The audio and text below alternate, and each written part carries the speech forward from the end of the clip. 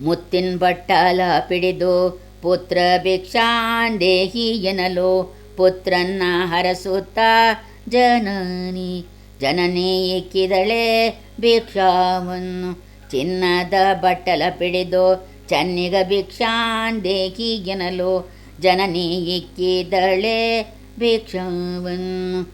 ಬೆಳ್ಳಿಯ ಬಟ್ಟಲ ಪಿಡಿದು ಬಾಲ ಭಿಕ್ಷಾಂದೇಹಿ ಎನ್ನಲು ಬಾಲನ್ನ ಹರಸುತ್ತ ಜನನಿ ಬಾಲನ್ನ ಹರಸುತ್ತ ಜನನಿ ಇಕ್ಕಿದಳೆ ಭಿಕ್ಷಾವನ್ನು.